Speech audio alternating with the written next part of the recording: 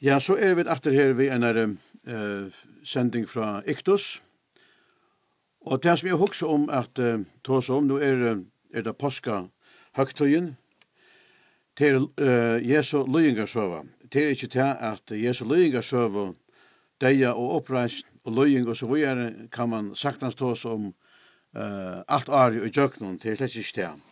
Men disse høgtøyene tjåken, påskjene, kvidesunna, jólene og så videre, til djever okkene særlig høve til at tåsa just om heter avvisa, eller ikke avvisa evnene. Og nå har vi så valgt meg at tåsa om Jesu løyingarsøva. Og jeg har skrivet mer 8 punkter, nye her, til å gjøre sånn eggslitt av et papir. Og hvis du hever et papir og en blyant tjater, så kan det være avhåvert å skrive hese her punktene nye, så hvert som nevne teg. Jesu løyingarsøva, hva tekst skal jeg lese? Jeg har valgt å lese noen skriftstøv, eller noen ørender, tekstbrott ur Salme 22. Så Salme 22 et av greieste profetiet om Jesu deia og Jesu løyingarsøva. Profeti som omlai en knapt eller cirka 1000 år, profetera framan undan. Og jeg skal lese noen ørender her ur Salme 22. Vi tar vers 2, og så sender nye etter. God moin, kvui du færen framar, lengt borter frelsa moin, tog at råpe om hjelp. Nå skal vi huske om et profetår om løying Jesus her. Og vers 3, God moin, råpe om dagen, og du sværer ikke om nottena vi, og finne anga kvöld. Så tar vi vers 6. Men makker og ikkje mavur, menneskjen til spott og vannverdur av folk. Så det er vers 13 til 19. Sterske tarva standar undan hine veldige basans kringseta med, tar gapa måte mer som brølande leiva og skreier sunter. Som vattnet være støtt nyer, alle lie mine færa sunter, hjarta mot våre som vaks, ta branar og brøst munnen. Hese sterske tarvaner som standar undan man. Hette fariseerne og de skriftlærde, de eldste folksens, da de trångte seg sammen om Jesus. Til tar som vi profeterer om her, som sterske tarvar, og veldige basans, til de veldige oksaner, som gjenker her i basans gråraryk og løyen. Som vatten, sier profeter, og vi støtt nyer, alle lier munner færa sunter, hjarta mot våre som vaks, ta branar og i brøste munnen. Måtte mine tottnaur opp som pottabrå, tungan loar først og i gaumon munnen, og du legger meg nyer og i dost deians. Du hundar standa rundan me, hinner øndu i hópatale slår ring om meg, tar av stundje meg i jøgn hender og føtter, og jeg får talt alle bein mine, tar hitje at meg og halda frakt at høy, og klæje mine, bøyda tar i middelsøyn, om kyrstelen kasta tar lot. Hette så til som verer som David, omlai 1000 år, eller hva det kan være, fra man undan profeterer om hvordan i Messias, hin løyande Messias, skulle løya ta han vær her, og ta han kom til endan av sin løyve, og av sinne dyrabære tjenest. Jeg har valgt å bruke Matteus evangeliet, kapittel 26 og 22, som utgangspunkt til løyingarsøva Jesus her. Påskjene. Jødene har hildt påskjer til alle tøyer, om man så kan si. Og i flere tusen år. Og påskjene, til jødiske påskjene, de har sin absolutte byrjan, som vi lykkes skal nevne, og til å være i Egyptalandet, ta i gode jøgne Moses sendte til 20 plavener, for å få sannførst faro om å sende å gjøre Israelsfolk løyve å fære ut ur Egyptalandet. Men han gav dem ikke løyve, og plavener kom, og det var verre enn ånder. Og den seneste plavan nummer 20, hun var den aller ringaste. Det var til god sier at han skulle fære en avvisa nått vid dess englenon eller øyaranon, og i jøknon Egyptaland, og drepa, og i ötlun husun, eldsta badne, eldsta sonen, eller eldsta døttruna, alt av frumbarna skulle han drepa, og i Egyptalandet, og i ötlun husar haldun. Og handan plavan, eller hesson domeren, han galt eisene fyrir Israelsfolk, fyrir jødanar, fyrir Israelsfolk som bor i Egyptalandet ta. Så det måtte et eller annet gerast fyrir å kunne bjarga taimon bortur ur hessi her støvene. Og ta det at God sier vi Moses, at du skal sier vi Israelsfolk, og det var nekk vi talet ta, det var vel iver millionene, kanskje nærre 2 millioner vi kvinnerne og bøttene, at du skal sier vi Israelsfolk, at hvert husarhalde skal teka et lamp, og det skal være et lydalest lamp, teka et lamp, og det skal standa utanfor huset og i 4 dager, og den 4. dagen skal lampet tekast, og det skal slaktast, og blåi av lampen skal du bya følge smyrja av dorastaven utanfor. Og ta i sånn, sier God ved Moses, ta i sånn øyaren fer hese avvis og nottena, eller avvis av dagen, og i jøkken Egyptaland, for at utøva dom gods, altså tutsjende plav og gods, at drepa alt av frumbarna tja Egypton, her som øyaren ser blåve utanfyre, til huset skal han løypa ikke gjøre nekka vi, og tann soneren, eldste soneren, etter eldste døtteren, etter da frumbarna, vil sparst og i tui husen. Og så gjør det Moses eisene. Og det blei akkurat så som Gud har sagt ved Moses, at da øyaren kom, at her som han sa blåve, her får han forboi.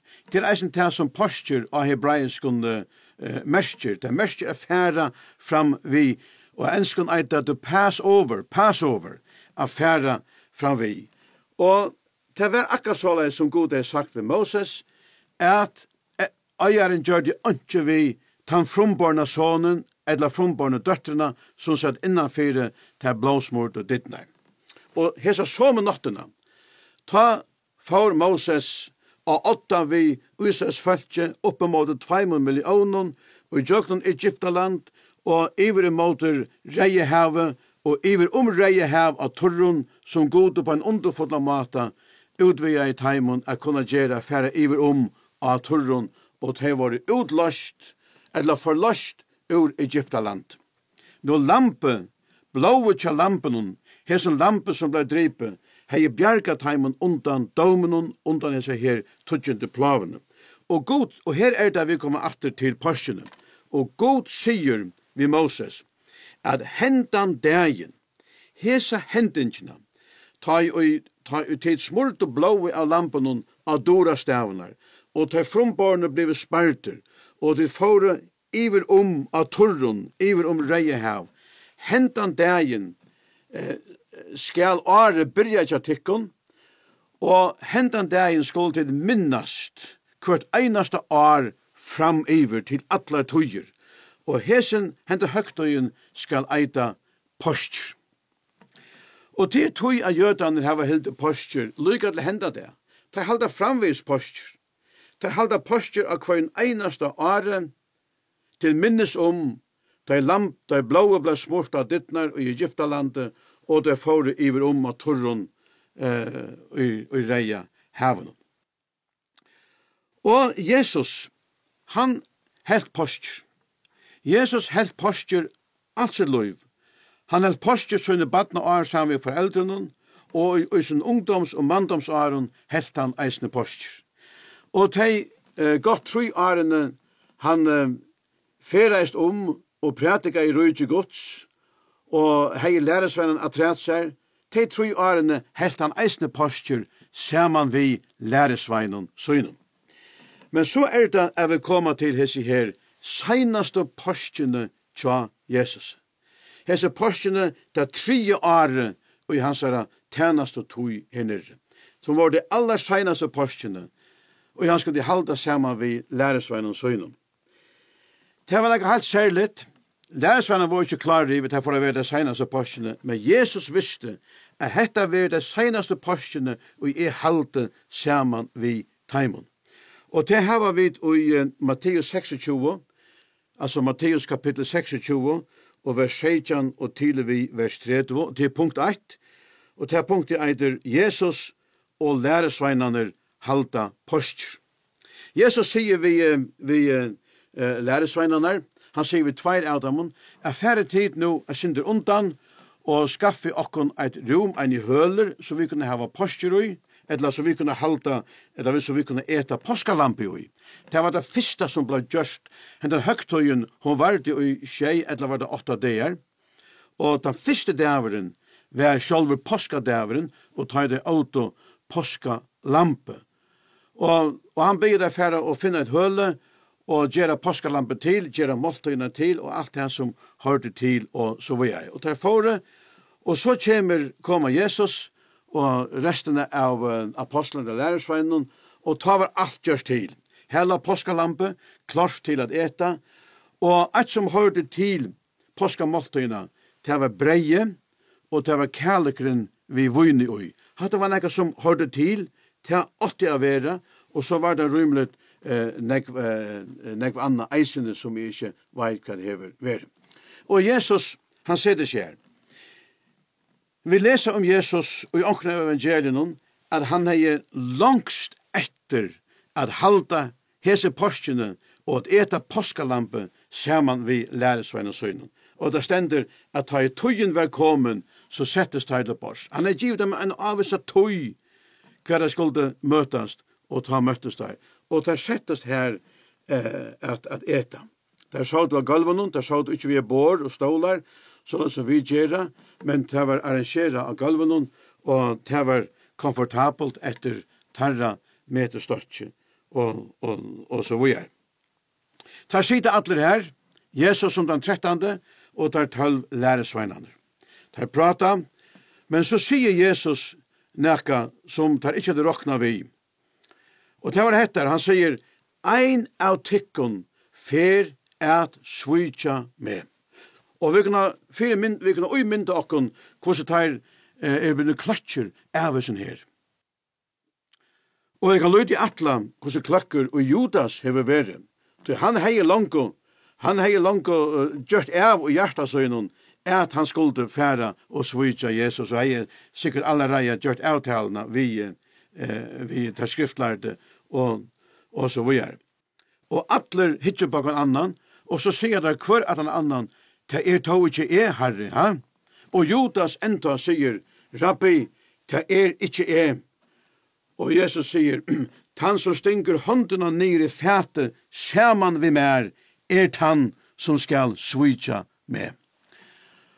Og ta hei Judas, finner nok, Judas reisest, og han fer ut i myskre, og han fer ut og avtaler vågjere, møvelige, for å gjøgnoføre sånne ønto atlander. Han svitje Jesus og i sønnen hjärsta.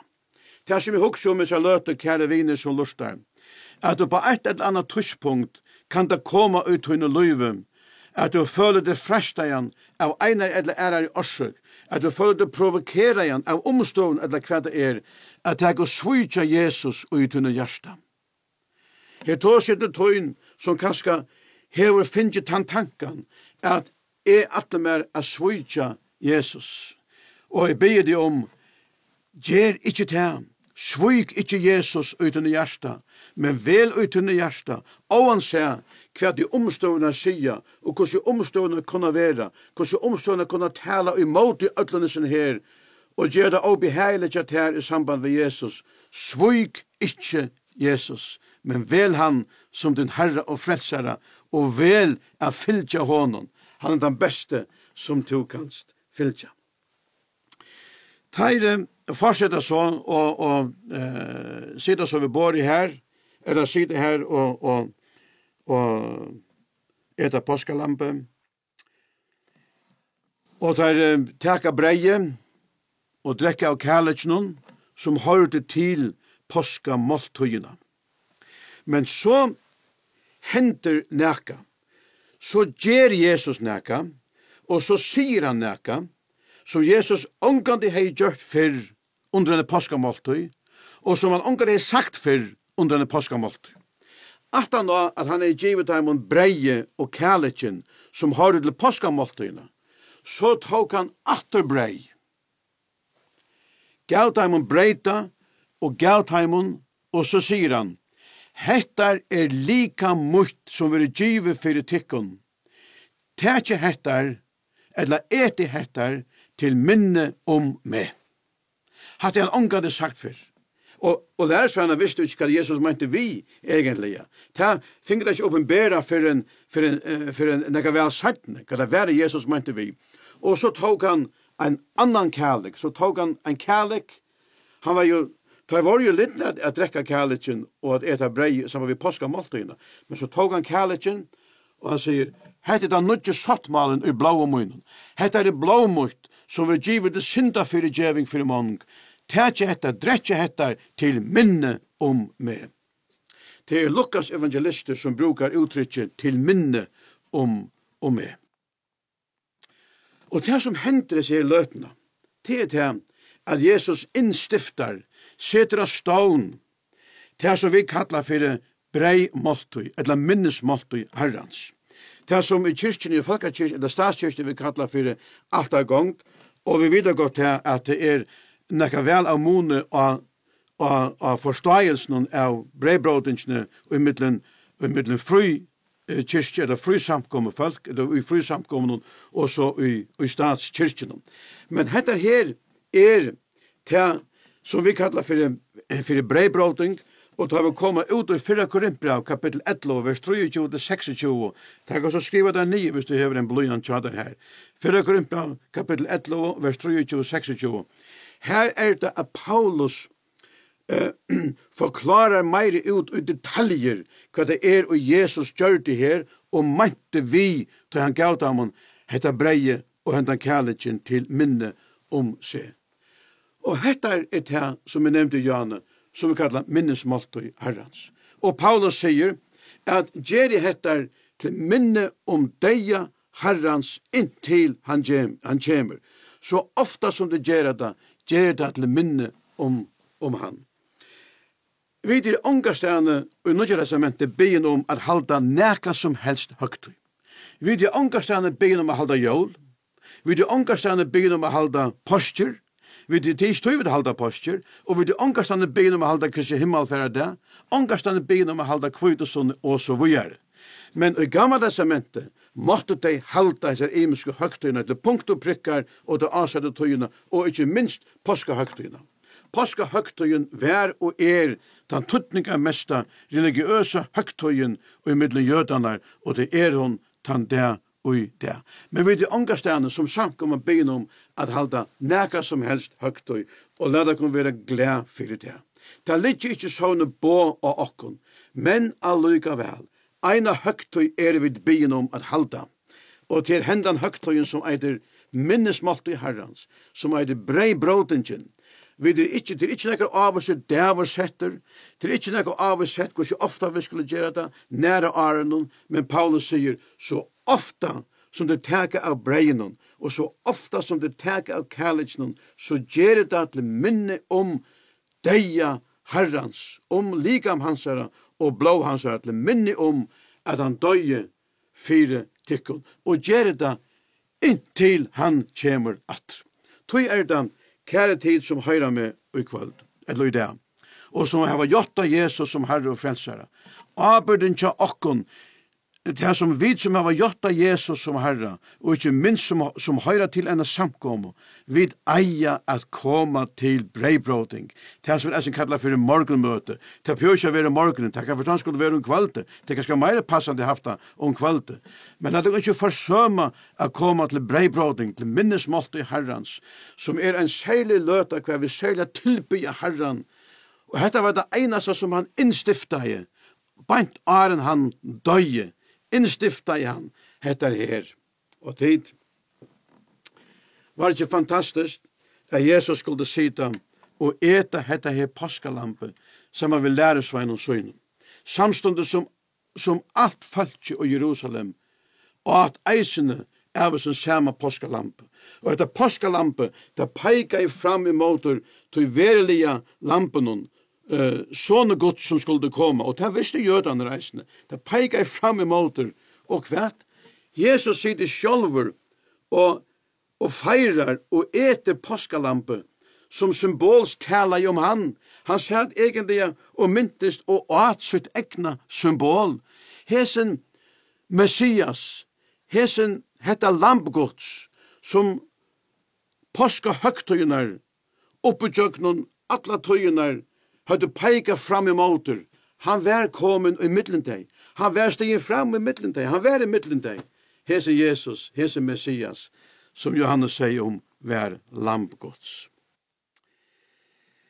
Så tar auto påskalampe, og så sunger der lovsangen. Så kommer vi til punkt nummer 2, og det eiter Jesus og læresveinene i Getsemane.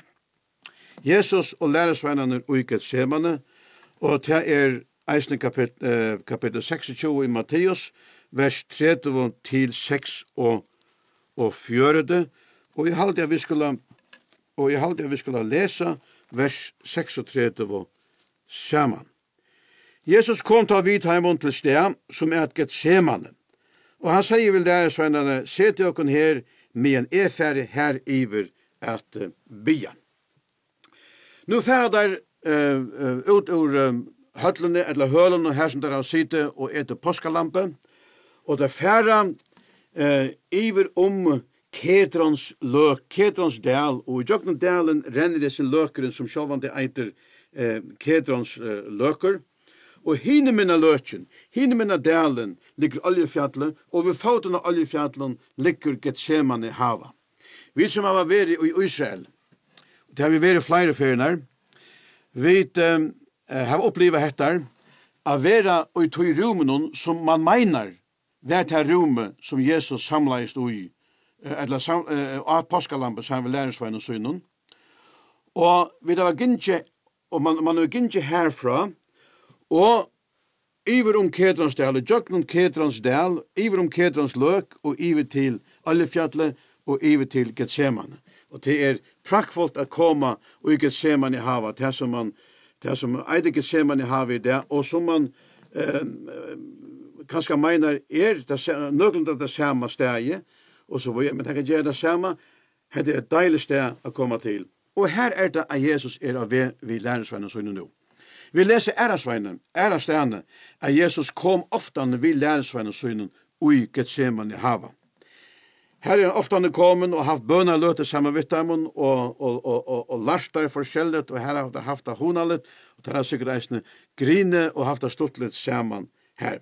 Hendan dagen, da får jeg Getsemane, ta var det nega særligt. Ta var det som da ångantøy over heie vere. Men lærersveiner, de var ikke klare over det. De råkna, men de kom oppleva nega som de ikke hadde råkna vi. Da kom inn i havan, og tar merkja at Jesus kommer i en deia engest. Så la oss at det ångandi avur se Jesus. Ångandi. Han kom i en deia engest, og tar så kanskje heter her at han svartaje, at svarten var som blåstråpar, så tjukker som blåstråpar som runne av honom. Og han sier vi, lærersvennerne, at i ekvelige sorgarbunten, ja, til deian.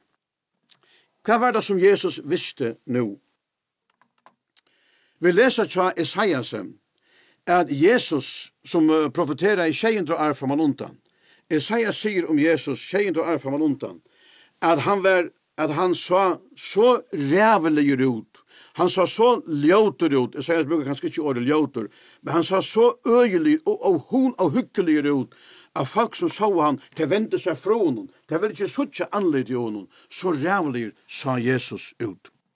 Nå, jeg trykker vi ikke at hadde her over tilfellet ved Jesus, opputjøkken hans ungdoms, eller badna og ungdomsår, og første manndomsår, og de 3 årene fylltes ved Jesus.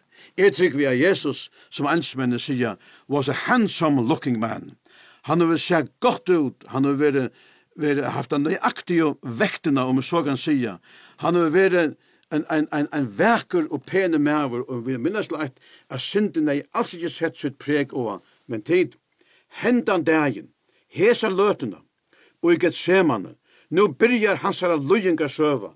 Her det at hansara likam byrjar at forvandlast til nekka som mennesker vamlavast vi og ikkje vil du sutja. Her det at profetår Isaiasar at han sa såleis ut at man vil ikkje hitja etter, man vende seg fra honom. Her det at han begynner å genga ut at han begynner å sutja såleis ut. Kvoi? Tøy nu narskaist her at öll synd hemsins skulle leggjast han iver Jesus. Og Jesus, det var det som gjør det at han kom i en deia engest. Det var ikke til likamlige løyingar og tortur, fysiska tortur han skulle i jøknen. Det trykker Jesus tog som en maver.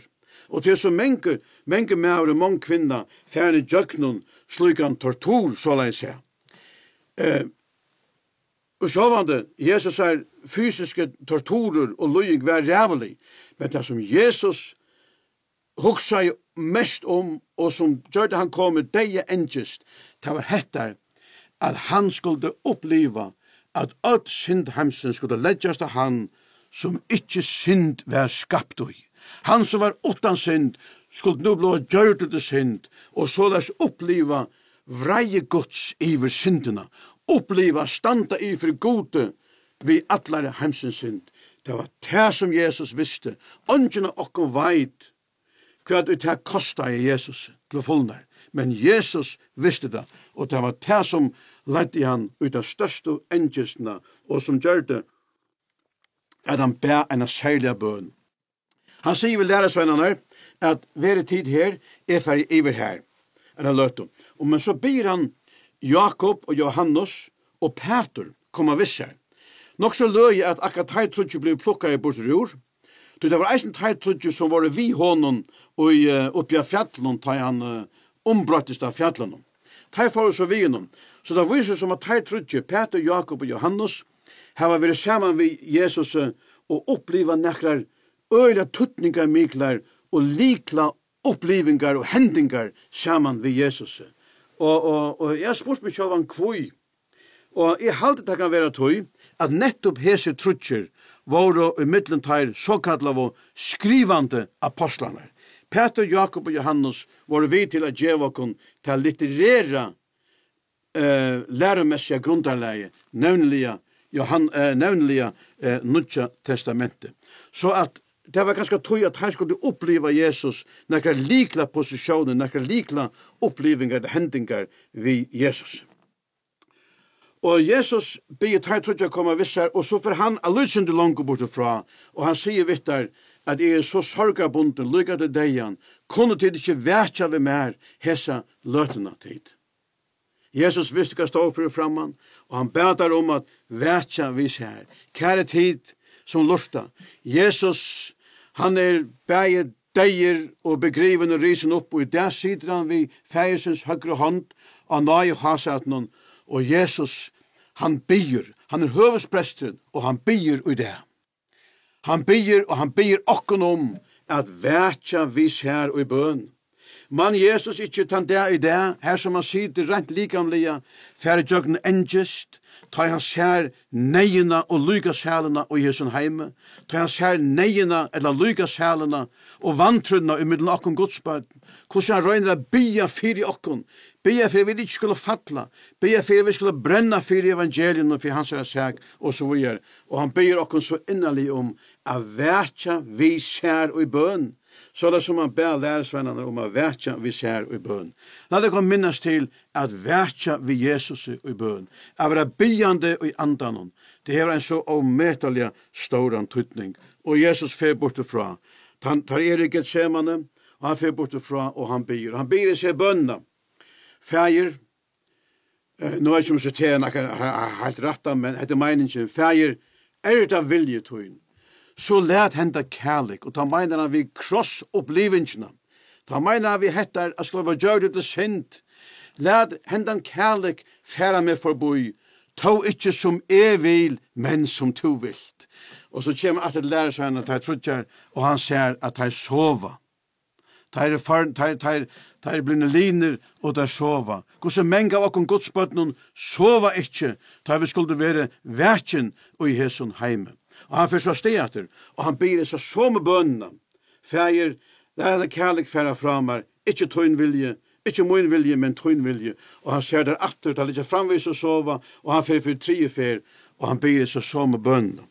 Det som jeg halte avhåvert her at trutja ferien tid, råpar han til fægersøyn i bøn, og i sånne desengest, og i sånne sorg, og i sånne storan fere, at slå gjør det til synd, trutja ferien byr han til god fægersøyn i himmelen, om å teka hetta fra seg. Men han gjever seg iver til fægersøyns vilja. At han gjør det trutja ferier til viser okkon, hvordan ometalige alvarsamt, og hvordan tungt dette lå honom av hjertet, og hvordan dette tenkte han, dette som han nu skulle fære i kjøkkenen. Og tid, jeg får spørre til i kveld som lustar. Da Jesus bær så nekk fyrir te, hva vil du bæra fyrir han? Vil du ikke bæra krossen fyrir han, til han bær så nekk, og får i kjøkkenen så nekk fyrir te? Så kommer vi til punkt nummer 3. Og det heter Jesus sviken og ikke Getsemane. Jesus være sviken og ikke Getsemane. Og det har vi det Matteus 26 og vers 24 og vers 30.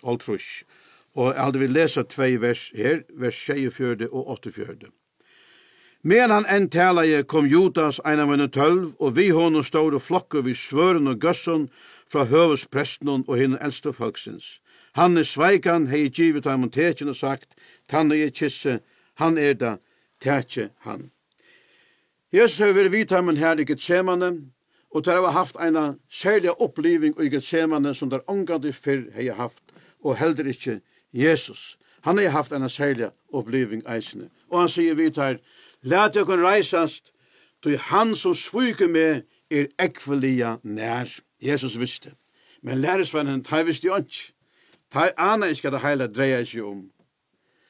Og Jesus har ikke mer enn sagt at det her, nå høyres oljo av gasson og svøren og trampan, fotafet, tung fotafet. Og her kommer der.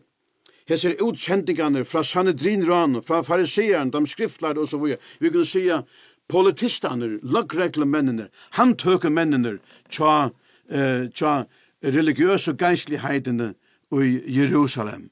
Vår sender av sted at teka Jesus. Da kommer vi gasson og svøren.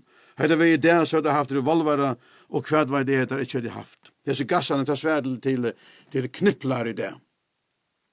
Og 8 tjadamon Jack Judas. Ja, Judas, som vær til det senaste måltøyna sammen med Jesus og hinn 11 læresvennen. Og han får ut i myskre, han forlater, han får ut i myskre, og han gjør denne endelige avtale vi der skriftlærde, vi der eldste og så videre, om å teka Jesus. Og det var øyla tuttninga mykje av Judas var vidt ham. Så Judas var fra innare kresen, og han visste nøyaktig hvor Jesus var. Så det var tuttninga mykje, det var om nottena, det var mist, og det var øyla tuttninga mykje. Og det hadde jo haft ljóskastare og så videre, det hadde ikke ta. Det var øyla tuttninga mykje, at han tog han retta person. Det var precis Jesus. Så det var en øylig katastrofa for det her, hvis jo det var den skeive personeren de møtte opp vi til høvespresten. Judas, han visste hva var Jesus, sjåtten det var mist. Og Judas gang gråta, han sagt vidt der, tid, han som kisse, han det. Og jeg kisse bare ein. Han som kisse, han det. Og Judas ser Jesus, Jesus ser Judas, Jesus sier vi han, viner, hva det du gjerst? Hva det du har gjert? Hva det du gjerst? Aldri avhåvert, han sier, viner. Sannheten han, at Judas hei møvelega lykka til det seinaste, at venda vi og enkra, og få sindsina fyrirgivna, og høyra Jesu frelsande år, at sintøyn fyrirgiven. Det er mulig for. Ongen er utvalder a færa fortapt. Ikke ein, heldur ikke Judas. Sjalt man vil kalla for fortapingarsoneren, men det var tog at man visste hvordan lagna hansara får av vera, at han får at vreka Jesus. Og spurningen er hesen til tøyen, svøyker to Jesus? Svøyk ikke Jesus uten i hjärsta. Det mengur i det som svøyker frelsaren. Det er en mång tryggvande som svøyker Jesus. Gjer ikke det. Og hever du gjørst det, så vend vi og be han om fyrirgjøving og byrja av nutjon. Og han gjev Jesus i kossen. Og nå vidar der hver og Jesus er. Jesus var cool. Jeg tog seg nå en dag vi en flokk av ungdommer, og jeg sier vidt det, Jesus, han var cool, hvis jeg var cool. Tenk han sier det. Tog det der vi. Jesus, han hikker opp av der, og han sier, altså, tid, og han tar sier meg, hva er det de kom etter? Det er svære Jesus ur Nazaret. Nå? Ja, men det er jeg. Det er jeg som er Jesus ur Nazaret.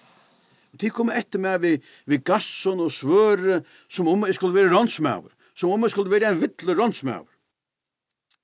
En vittler terrorister. Og jeg gikk i middelendekken, jeg gikk ikke i middelendekken i 3 år, jeg var lagt i tempelen, og det tok meg ikke. Tid, sannleggen er tann, at ånden kunne teka Jesus, for en tøyme hansara var kommet. Jesus sier ofte han, hette her, tøyme mun er ikke kommet enn. Og det var vi kvart at han atla var teka Jesus, og hva gjør det Jesus da? Det gikk bare bant i midten der. Ånden fikk tidjan, for en tøyme hansara var kommet. Nu var tøyme hansara kommet. Nu var løtan kommet til han skulle fullføre verset som han var kommet a gjøre, a dodja og loja og reise opp 4 manna attena. Og tid, tar teka Jesus. Tar han teka Jesus. Og jeg sier vi til ungdom, det var ikke teir som han tok Jesus, men Jesus lært teir han teka seg. Vi øren åren Jesus han tok seg sjálvan. Jesus verur handtidjen her i Getsemane. Det var punkt 4. Jesus handtidjen i Getsemane, det har vi egentlig langt vært i jøgnen, og det er Matteus 26, vers 12 til 6. Og teir færa ved Jesus av sted. Peter, det har vi glemt å sagt, det var av ved fra påskamåltøyene, og av ved i Getsemane i hava, ta sier Jesus vi læresvennerne, at i natt for jeg være deg ødlån til fall. Tog at hyren for å være slien, og alle seieren være spjatter. Her vi mente jeg at han får bli tid. Og ta det Peter sier, at jeg skal ikke falle. Jeg atle meg ikke, og jeg atle meg å fylgja her om det så er til deian. Og ta det Jesus sier vi han, Peter, Åren hænen hever gale, første fer, så skal du ha en avnokta med trutja fer. Å nei, sier Peter, jeg atle meg ikke at avnokta til, jeg skal fylgja her, lyga til deian, og vid få av sutja. Nå kommer vi til punkt 5, og det eiter Jesus avhørter tja høvus presten. Ta færa vi Jesus, og ta færa fyrst til høvuspresten Kaifas vi Jesus. Og her kommer man inn i gæren tja høvuspresten, og høvuspresten Kaifas, han har rønt at finnes saman flere personer som kunne reise opp falskan vittnesbord om Jesus. Men hese vittnene som stiger fram, det rikka ikke. Høvespresten kunne ikke bruka det til nækka som helst. Det som han leide etter, det var å få et eller annet som man kunne alvorlig akæra Jesus vi, og særlig akæra han til deis. Det var det som han akæran som kunde föra till en deiadom. Men så stod 2 menn fram. Og der sier, vi hørte Jesus sige, for en 2-3 åren så gjerne, da han var begynt å prædika, at jeg skal bråta nye tempelet og bytja det oppatter etter 3 døven. Nå, det som Jesus mente vi var ikke det fysiske gråd tempelet i Jerusalem, men han mente vi det antallige tempelet, at han selv skulle bli bråta nye av Golgata, og røysa oppatter etter 3 døven, og her vi reisa til nødja tempelet, samkomme gods, det var det som Jesus mente vi. Men det skilte disse mennene ikke, og ta i høvespresten hørte til, da kvakkan vi, og han tenkte, ok, her har vi en ekka oppa Jesus. Men Jesus sværa i honom, og høvespresten spurte han, og Jesus takt. Jesus sværa i honom iver høver ikke atter. Som lampe teger, da det var lagt av sted av å slakta, profeterer i Esaias.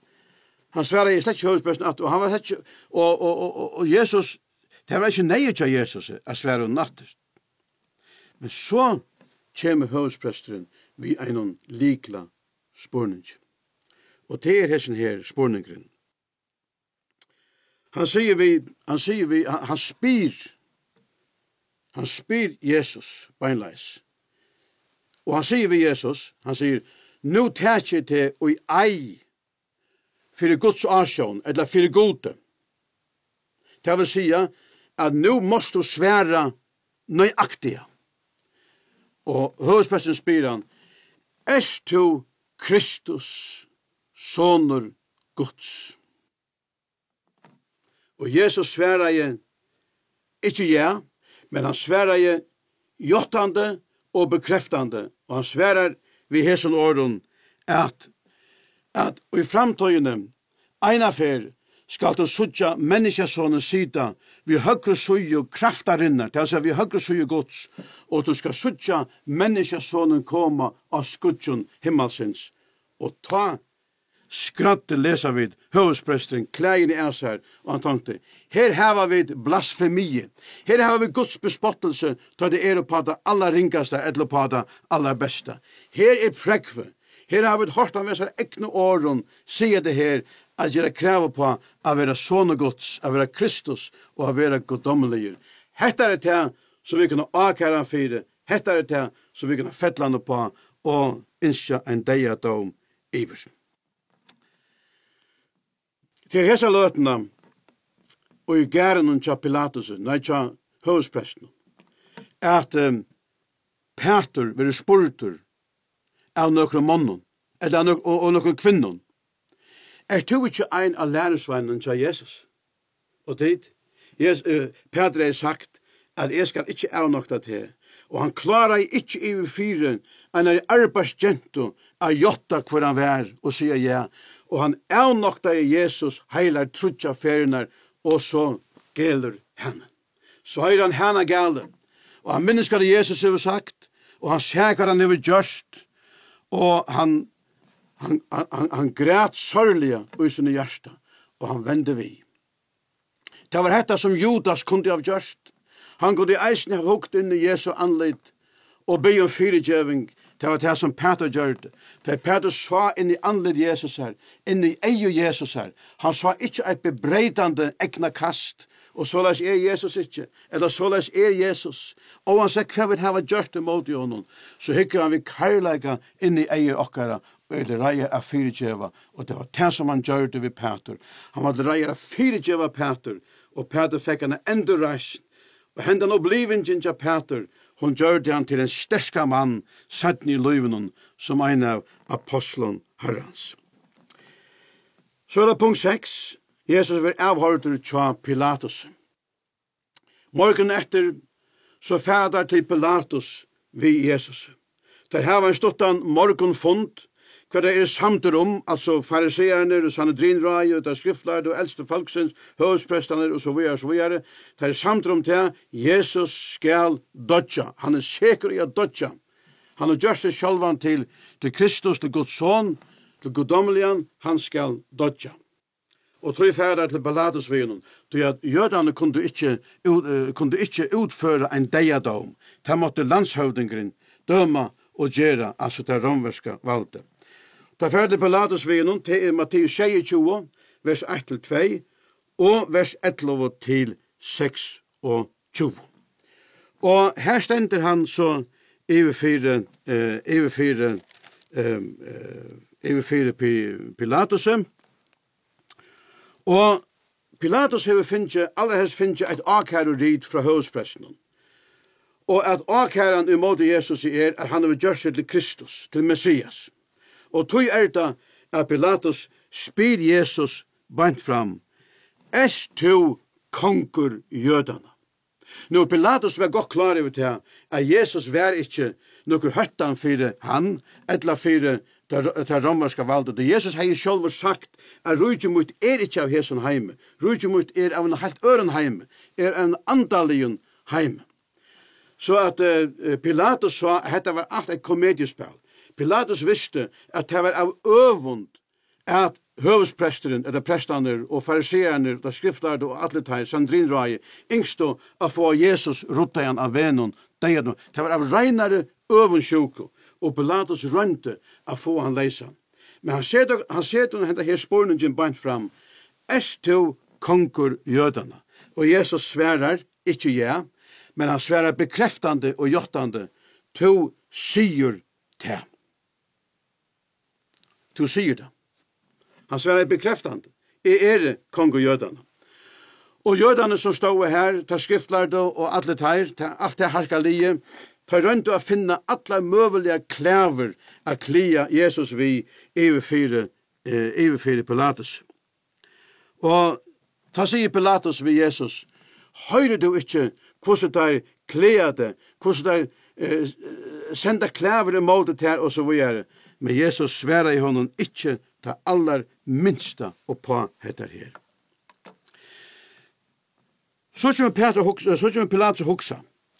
Og nu heldur Pilatus at han hever et godt kort på håndene.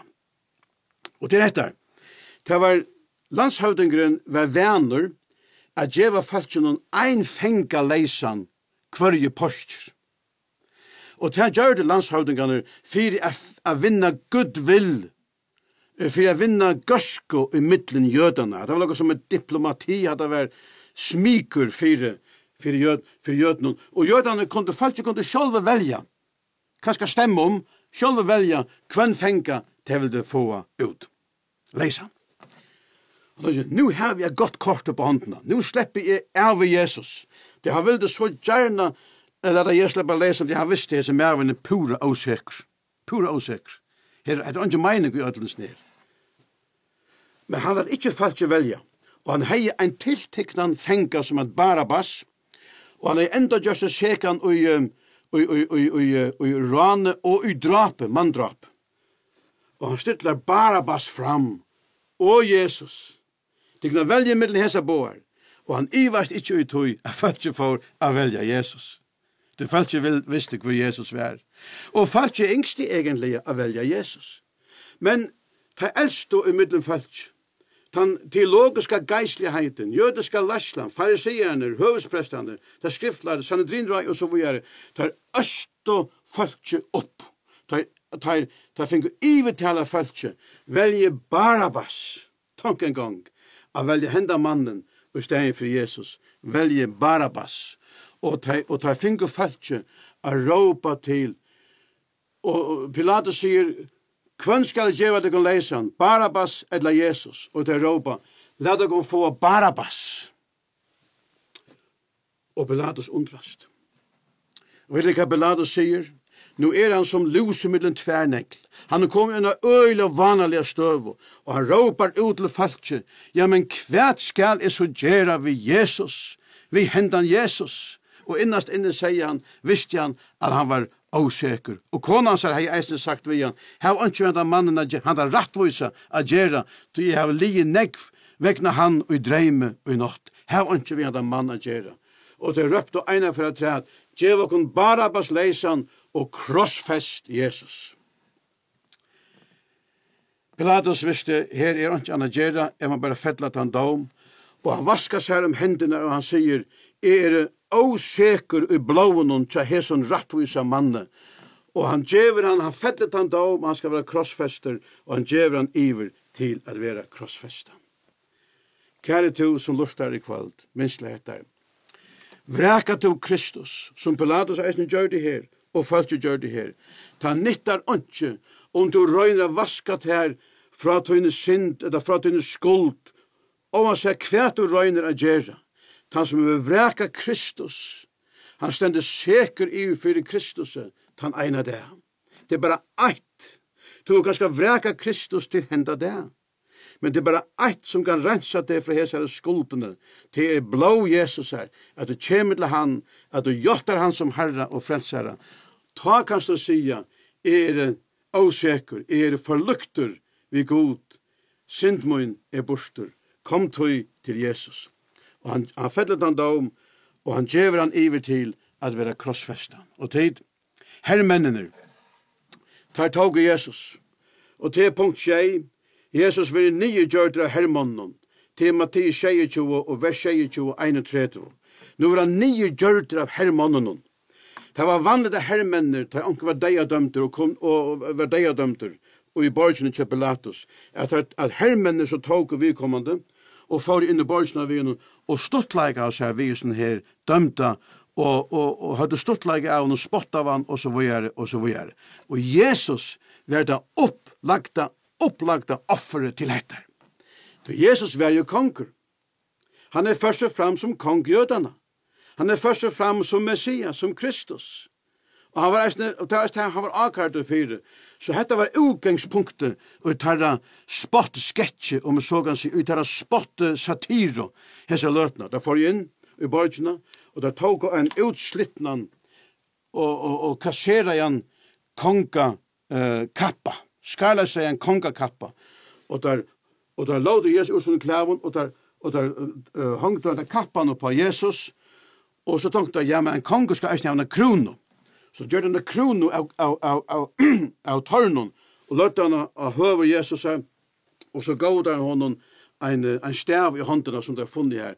Så tenkte jeg, ja, men ikke nå, nu ser han akkurat ut som en konge, han har kron i høtten, han i en kongakappa, en skarda seg en kongakappa, og han hever kongastaven.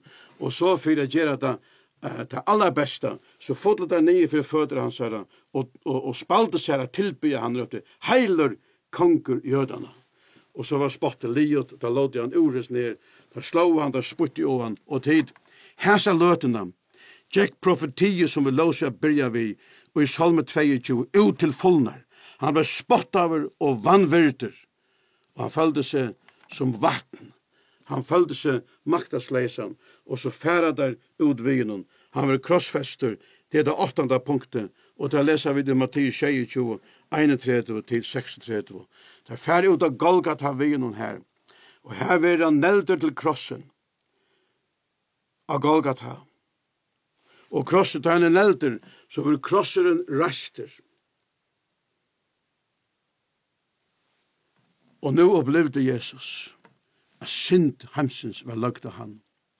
Og da klokka var 12, eller av midnatt, eller av middag, da solen var hakst, og det var heitast. Da fettler et myskur iver alt landet, og iver Golgata. Et øylen myskur, god simpelthen sløkte solene, et øylen myskur, og da var det trutja tøymar, og tar trutja tøymanar, for Jesus i djørgnen til største løyingene som synden hever visser. Og han gjør det alt fyrir te og fyrir meg. Og ut ur hese myskrunnen røpte Jesus hese øyelige årene, og vi minnes han kom i engest her i Getsemane. Hese løtene var en større engest. Han røpte, God mun, etla hebraiskun, Eli, Eli, lama sabachthani, God mun, kvui est tu færen framar. Hetta var konsekvensen av syndene. Hetta var fylgjene av syndene. Det var hesa løte som han størde fyrir. Det var av hesa løtene han kom i Getsemane og i deie engest og var sorgabunden. Da han opplevde at Gud måtte vende seg fra honom, til Gud hadde lagt alla synd hemsins av han, Eisne syndene tja taimon som stungi han i tjøknen. Eisne syndene tja Pilatus som dømt han. Eisne syndene tja høvespresten og ötlund taimon som hadde båret fram lie vittnesbord om han og så videre. Av krossen hingo 2 manns under lien i ånen. 2 rånsmenn, 2 som døye av sonnen, 4 til som der hadde gjørst. Annar av dem vendte seg til Jesus. Så Jesus har sagt, han har hørt Jesus sagt, eller bedre feir som feir 4 djevtaimon, her som mannen som standar rundt om dem, 4 djevtaimon, tar vid ikke hva det gjør. Og hesen rånsmæren, ene rånsmæren, han tankte, hesen mæren som hanker i middelen okkon, hesen meir enn nekka almyndelig. Han hanker ikke for sine ekne synd, han hanker for syndfolksins. Og han Messias, og jeg vil røyne hansara karlaga i fri mer, og tog vendi han seg til Jesus og sier, Jesus, minstlig moin, da det kommer rujtjut ut. Og Jesus vender seg til han, og i det skal det være vi mer i paradiset. Og Jesus uttaler i tjei imisk år av krossen, men eit av det seinaste som han sier, det var sikkert det næst seinaste, det var hettar, det fullgjørst. Og det var det. Nå var det livet som han var kommet å gjøre. Han var kommet å fullføre tøyna frelse. Å fullføre bådaverket for tøyna synd, for arva syndene ut her. Arva syndene ut her, hun ble dømt og i liv i hans herre. Hun ble dømt av gode av sån hans herre. Og Jesus døye. Alt blå hans herre ble uthelt her som båd for tøyna synd. Og han røpte til god av fullgjørst offre 4 mennesker. Og han hugsa om te personlige. Han nevnte te i for god, tog navn i for god. Tog hans to i kveld, rokna te som frelstan, som 4 djevnan, til Jesus døye 4 te, og meir enn te, han reis oppater 4 te. Ongen annen religion hever en slugan båskap, hvertje muslimar, eller buddhisman, eller nøkker annen religion, hever en slugan båskap som hentan, ein frelsara som døye, og bla gjeraver, og reis oppater, og liver og det. Takk mot Jesus, så opplever du en sånn postur og i tøynen livet. Må Herren signa til, skulle vi be, Herre, vi prøys og takka til her, at vi har tøyt evangeliet, og vi ber deg om, Herre, at du signar henda båskap til okkon, alt somol i det. At båskap må være tidkjende måter, vi trygg, Herre, til å be til så innerlig om Herre Jesus. Høyre okkara bøn. Amen. Du kan skriva eller rinja til mun. E-mailadressen til mer og telefonnummer stender av skjermen til. Velkommen til. Takk for det.